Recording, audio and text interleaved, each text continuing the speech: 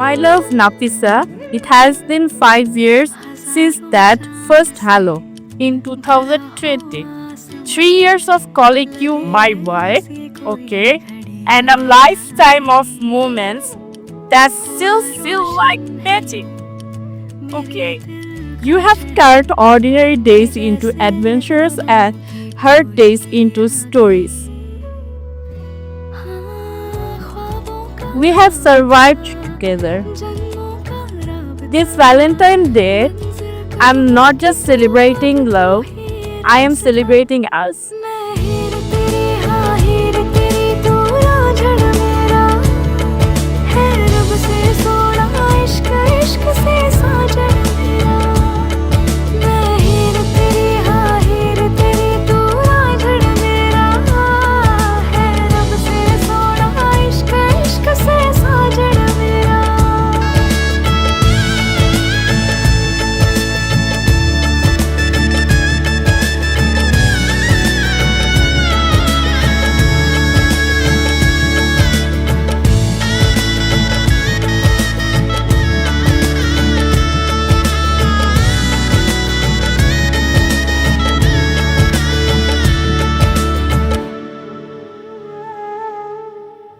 तेरे आंसू आज से मेरे नैनों के हैं, मेरी तो हर खुशी तेरे चैनों में है। सांसें मेरी हो दिल तेरा मशहूर हो, नाता तेरा मेरा रब को मंजूर है।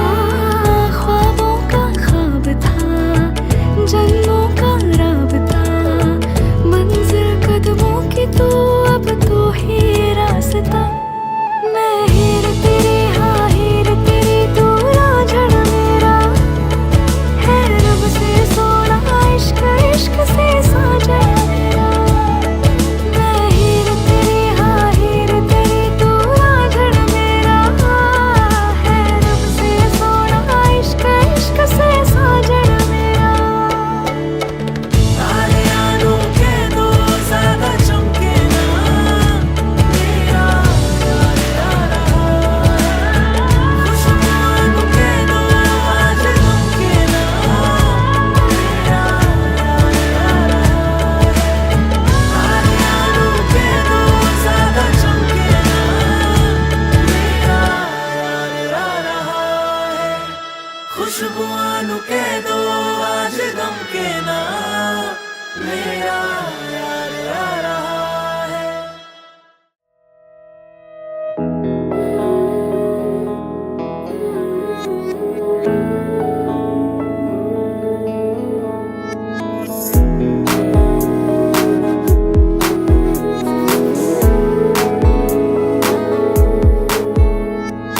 दिल कहे कहानियाँ पहली दफा, अरमानों में रवानियाँ पहली दफा। हो गया बेगाना मैं होश से पहली दफा, प्यार को पहचाना एहसास है ये नया। सुना है ये रस्म वफा है, जो दिल पे नशा है वो पहली दफा है। सुना है ये रस्म वफा है, जो दिल पे नशा है वो पहली दफा है।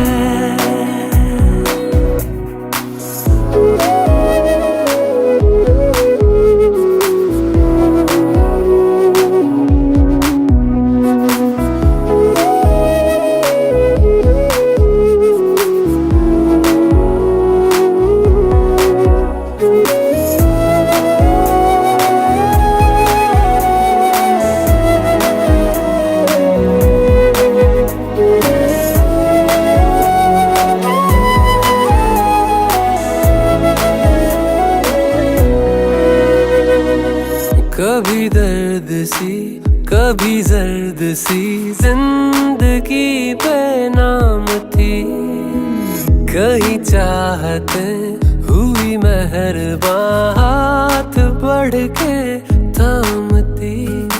एक वो नजर एक वो निगाह रूह में शामिल इस तरह बन गया अफसाना। एक बात से पहली दफा पा लिया है ठिकाना, बाहों की है पना। सुना है ये रस्म वफा है, जो दिल पे नशा है वो पहली दफा है।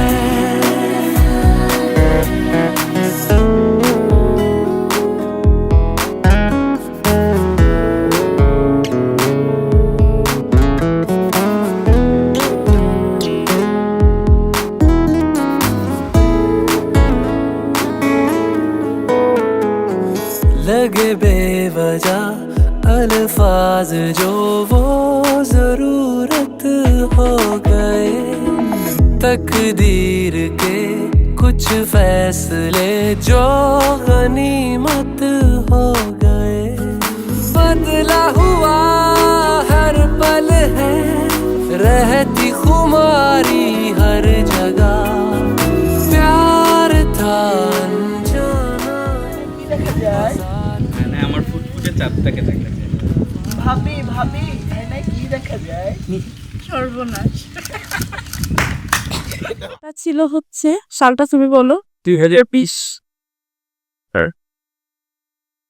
তো লকডাউনের মধ্যে তখন রোজা ছিল।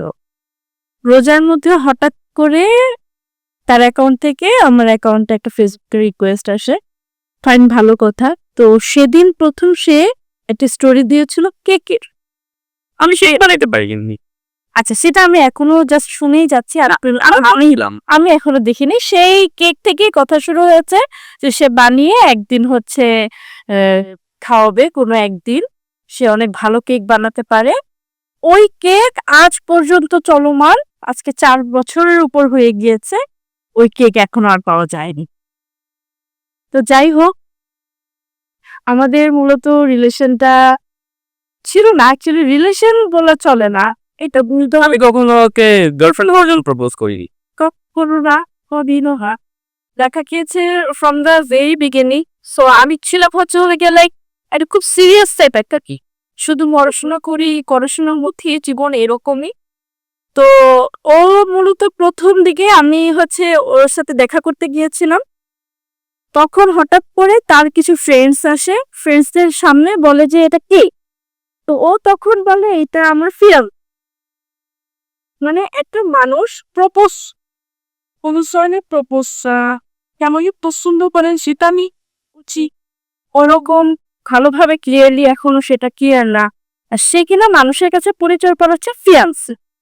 তো সেদিন খুব রাগ করি আমি, রাগ করার পর বাসায় চলে যাই। কয়েকদিন পর সে হঠাৎ করে হাঁটু গেড়ে সুন্দর মতন আমাকে প্রপোজ। কি প্রপোজ? এক্স্যাক্টলি 2 বছর পর জুনে তোমার বাসায় প্রপোজাল যাবে, জুলাই আমি তোমার বাসায় যাব তোমার বার্থডেতে। তুমি আমাকে 2টা বছর সময় দাও, 2টা বছর লাগবে আমার পড়াশোনা কমপ্লিট হওয়ার জন্য। তো আমার মধ্যে একটা জিনিস ছিল যে আমি সবসময় চাইতাম যে আল্লাহ তুমি আমাকে আর চাইতাও এমন একজন মানুষকে দিও যে কিনা তার কমিটমেন্ট পুরো রাখতে পারবে, যে কিনা তার সে আমাকে বলে ভালোবাসে, সে না পরে টাকা পাবে। তোমার কি মনে আছে তুমি আমাকে কি বলছিলে? আমার অবশ্যই মনে আছে। মনে আছে তোমার কিছু টুকটাক ফ্রেন্ডস ছিল এবং সেই ব্যাপারগুলাও মনে পড়ে আমাদের কিভাবে আমি রিয়াক্ট করতাম। তুমি কখনো আমার ফ্রেন্ডদেরকে নিয়ে কখনো ওইভাবে রিয়াক্ট করো না আমি জানি, এবং তুমি অনেক ওপেন মাইন্ডেড, অনেক ফ্রেন্ডলি একটা মানুষ। এটা একদম ডে 1 থেকে আমি জিনিসটা বুঝতে পারছি। অনেক ফ্রেন্ডলি, অনেক ফ্রেন্ডলি, অনেক পজিটিভ। অ্যাকচুয়ালি সত্যি কথা বলতে অনেক পজিটিভ। পজিটিভিটি জিনিসটা কি তোমার কাছ থেকে আমার পাওয়া। না বিকজ তুমি আমার জীবনে আসার পরেই সবকিছু পজিটিভ হওয়া শুরু করেছে। আচ্ছা, সেখান থেকে কিন্তু আমি পজিটিভ হওয়াটা হ্যাঁ, একটা সব থেকে মেমোরেবল জিনিস হচ্ছে লাইক আজকের যে মানুষটা, এটা 4 বছর মানে মানুষ বলে না যে একজন আরেকজনকে ভালোবাসলে বদলায়, ছেলেরা বদলায়, বা দেখা গিয়েছে যে ভালোবাসে মানুষের জন্য মানুষ তার মধ্যে ভালো কিছু আনে, সেটা কিন্তু করতে আসছে না। তুমি তো সবসময় আমাকে বলতা যে আমি পর্যন্ত অনেক চেঞ্জ হচ্ছি। হ্যাঁ, আমি যদি আমার সেই জীবনটার ব্যাপারে চিন্তা করি, আর মানে ব্যাচেলার লাইফ আর ম্যারিড লাইফ দুইটার ডিফারেন্স যদি দেখি, ইউর রাইট। এবং আমি শুধু আমার জন্য না, যত ব্যাচেলার আছে যারা প্রাপ্তবয়স্ক তাদেরকে বলবো, ভাই যদি কাউকে ভালোবেসে থাকো বিয়ে করো তাকে, কারণ সেই মানুষটা তোমার জীবনটাকে যেভাবে গুছিয়ে আনবে অন্য কেউ সেইভাবে গুছিয়ে দিতে পারবে না।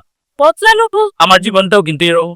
বদলানো মানে কি ঠিক আছে, you have to change your attitude, you have to change your behaviour. বদলানো মানে হচ্ছে কিছু দায়িত্ব মেনে নেওয়া, বদলানো মানে হচ্ছে কিছু অনুভূতির একটা সংমিশ্রণে নিজেকে গড়ে তোলা। তো যাই হোক, দায়িত্বশীলতা এটা সবচেয়ে বড় কিন্তু একটা জিনিস, এক্স্যাক্ট যে একটা মানুষ সে যেরকমই থাকুক না কেন তার মধ্যে যদি দায়িত্বশীলতা থাকে, যেরকম আমি তোমার মধ্যে সবসময় দেখি যে কোনো কাজ যে কোনো কিছু মানে একটা নিজের মনে করে করা, নিজের দায়িত্ব নিয়ে করা, যে এই কাজটা পারফেক্ট হতে হবে। এই পারফেকশন জিনিসটা, পারফেকশন মানে এটা না যে সব 100-100, পারফেকশন মানে হচ্ছে ইটস দ্য বেস্ট, এটার থেকে ভালো কিছু হইতে পারে না। এবং আমি জানি আমার জীবনে তুমি সেই জিনিসগুলো নিয়ে আসছো পর্যায়ক্রমে, ধাপে ধাপে, বিভিন্ন সময়, বিভিন্ন সিচুয়েশনে। সব থেকে বেস্ট পার্টি হচ্ছে আমাদের বিয়ে। ওটা হচ্ছে যে কাকে যে পাশে বলেছিলে 2 বছর আগে কমিটমেন্ট দেওয়া যে হ্যাঁ 2 বছর পর জুনে তোমার বাসায় প্রপোজাল যাবে, জুলাইয়ে তোমার বাসায় যাব। সো এক্স্যাক্টলি ওটাই হয়েছে। ইভেন যে সাল সে বলেছে ওই সালই সে বিয়ে করেছে। আর man of my word. Support to be very honest, এটাতে একটা দুঃখজনক ঘটনা আছে। যেমন আমার আপু, আমি তো বড় মেয়ে, তা আমার আপু সবসময় মনে করতো তার কি চিন্তা ভাবনা করে ডিসিশন নেয়, কাজেই সে সবসময় আমাকে অনেক সাপোর্ট করতো। তো একদিন এসে আমাকে বলতেছে, মা তোমার তো রেজাল্ট ভালো হলো, এখন তুমি কি বাহিরে পড়াশোনা করতে চাও, নাকি তুমি কোনো প্রাইভেট ভার্সিটিতে পড়বে, নাকি পাবলিকে ট্রাই করবে আবার মাস্টার্সের জন্য। আমি হঠাৎ পুরো আপুকে বললাম, আপু একটা না চিলিয়াস তুমি দেখতে পারো, লাইক ডিজির বিয়ের হল ডিজির প্রেটার। আমি একটা জিনিস বলি মাঝখানে, ও কিন্তু ওর বাবার খুব আদরে, পুরা আদরের রাজকন্যা যেটা বলে, ও হচ্ছে ওর ফ্যামিলির সেই রাজকন্যা। আমি হচ্ছে ফ্যামিলির ছোট ছেলে, তো আমার হিসাবটা অলওয়েজ ডিফারেন্ট। আমি আদরে জিদ এইসব জিনিস থেকেই আমি বড় হয়েছি, বাট ও রেসপন্সিবিলিটি ফ্যামিলিকে নিয়ে কেমনে থাকা, তেও তো ওর ভাই বোন সব ওর থেকে ছোট, ও ফ্যামিলির বড় মেয়ে। সো ওর ফ্যামিলিকে কিভাবে আগলে রাখতে হয়, ফ্যামিলিকে কিভাবে ম্যানেজ করতে হয়, মেনটেন করতে হয়, শি ইজ দ্য বেস্ট। ওর দেখা গেল যে আপুকে এটা বললাম, তো ওদিক থেকে ও বললো যে না সিভি দিতেই হবে, বায়োডাটা দিতেই হবে। পরবর্তীতে দিলাম, দুই ফ্যামিলির সাপোর্ট খুব ভালো ছিল, তারা দুজনেই খুব, আমার আব্বু ওকে খুব পছন্দ করেছিল, ওর কথাবার্তা ধরন, ওর বোন, তারপর হলো গিয়ে ওর বোন বেসিক্যালি এখন আমারই বোন হয়ে গিয়েছে, আমাদের মধ্যে বন্ডিংটা এত ভালো। তো ফ্যামিলি সাপোর্ট বেশ ভালোই ছিল, কোনো ধরনের কোনো কমপ্লিকেশন আমাদের পেতে হয়নি, বরং উইলিংলি সবাই সুন্দর মতো সবকিছু হয়ে গিয়েছে। কিন্তু দুঃখের ব্যাপার হচ্ছে এটা যে আমাদের বিয়ের মধ্যে অ্যাকচুয়ালি আজকের মেইনলি ফটোশুটটাকে, আজকে আই এম ভেরি হ্যাপি, আমি বিয়ে ড্রেসটা করে I am very happy. But আমার যেদিন বিয়ে হয়েছিল আমি অ্যাকচুয়ালি জানতাম না যে আমি কি অনেক লাকিয়েস্ট পার্সন নাকি পৃথিবীর সব থেকে আনলাকি, বিকজ আমার আব্বু আমার বিয়েটা ঠিক করে, বিয়ের ভেন্যু ঠিক করেছিল, বিয়ের সবকিছুতে খুব এক্সাইটেড ছিল। বাট আপু বিয়ের ঠিক 2 মাস আগে ইন্তেকাল করে। তো আমি কখনো ভাবিনি না I am okay actually I so strong. আমি কখনো ভাবিনি যে আব্বুকে ছাড়া একদিনও বাঁচা যাবে। তো সেই আব্বুকে ছাড়া বিয়ের দিন ছিলাম। বিয়ের দিন আবার ওই মানুষটাকে বিয়ে করছিলাম যে কিনা কথা দিয়েছে, সে কথা রেখেছে, যে সময়ে কথা দিয়েছে সে সময়ে রেখেছে। কিন্তু ওই যে আব্বু যে ছিল না, তো এই তো সো সেদিন এই ড্রেস পরাটা এনজয় করিনি, বাট ইয়েস আজকে এনজয় করছি। আর সে সাথে এত সাপোর্টিং একটা টিম পাচ্ছি ছবি তোলার জন্য, কাজে এটা তো আরো বেশি মেমোরেবল হয়ে থাকবে আজকে দিনটা। টিমের নাম হচ্ছে dream river. You are the best, actually best, because actually যেভাবে কোঅপারেট করছে, লাইক আমার ইচ্ছে ছিল বেঁচে আসবো, তারা সবাই জাস্ট নেমে পড়েছে যে না আপু বলেছে ইচ্ছা। সো মূলত আমরা তো হচ্ছে ড্রিম ওয়েভারের ক্লায়েন্ট। তো ড্রিম ওয়েভার হচ্ছে একটা মেমোরি ক্রিয়েট করার জায়গা। অ্যাকচুয়ালি আপনি যদি নিজের মেমোরিগুলো একদম সুন্দর মতন হোল্ড করে রাখতে চান, তাহলে কিন্তু ড্রিম ওয়েভার হচ্ছে আপনার জন্য বেস্ট। বিকজ তারা আপনাকে শুধু এরকম না যে জাস্ট ছবি তুলছে, নো নট লাইক দ্যাট। তারা আপনার সাথে মেমোরি ক্রিয়েট করবে, তারা আপনাকে হাসাবে, তারা আপনার কিভাবে দেখতে ভালো লাগবে সব কিছুতে তারা সুন্দর করে মনিটর করবে। অ্যান্ড তারা শুধু যে তাদের ম্যান পাওয়ার যে বেস্ট তা না, তারা কিন্তু তাদের সব কোয়ালিটিটাও খুব মেনটেন করে। একটা অর্গানাইজেশনে কিন্তু এটাই সব থেকে বেশি ইম্পর্টেন্ট। তো ড্রিম ওয়েভারে 14 বছর হতে যাচ্ছে এই 14 তারিখে। লাকিলি আজকে আমার ফটোশুট হচ্ছে। So I am very happy with them. এভাবেই তারা থাকুক, এভাবেই সুন্দর সুন্দর ভালো ভালো টিম মেম্বাররা তাদের সাথে থাকুক, এইটাই আশা থাকবে। আর এই তো অনেক শুভকামনা রইল। না একটা কথা ছিল ইয়াং জেনারেশনকে, সেটা হচ্ছে যে আপনি যখন ভালোবাসবেন কাউকে, সেটা না তার ফিগার, সে দেখতে কেমন, মোটা চিকন ফর্সা কালো, এগুলো জাজ করবেন না। ভালোবাসা সুন্দর, like thank you so much. কারণ তুমি কখনো আমাকে এইটা ফিল হতে দাও নাই যে আমি পারফেক্ট না। কে বলছে? হ্যাঁ, আমাকে সময় বলে পারফেকশনের ডেফিনেশন কখনো সুন্দর ভালো কালো এগুলো সুন্দর। পারফেকশন মনের মিলের থেকে বড় পারফেকশন আর কোনো কিছু হইতে পারে না। তুমি যদি হেলদি থাকতে চাও and you are not comfortable with your body, then অবশ্যই তোমার হেলদি হওয়া উচিত, পারফেক্ট হওয়া উচিত। বাট ভালোবাসার জন্য আকার আকৃতি গায়ের রং কোনো ম্যাটার করে না, কখনোই করে না। And thank you so much for this. কারণ তোমার কারণেই আমার এতটা কনফিডেন্ট। এই যে আজকের আমি স্কুলে জব করি, বিজনেস করি, সবকিছু করে যাচ্ছি, কনফিডেন্ট লাগ কথা বলার জন্য আর মানুষের সামনে যাওয়ার জন্য। আর সেই কনফিডেন্সটা আমার ফ্যামিলি, তুমি তো অবশ্যই এখন আমার family. So thank you so much.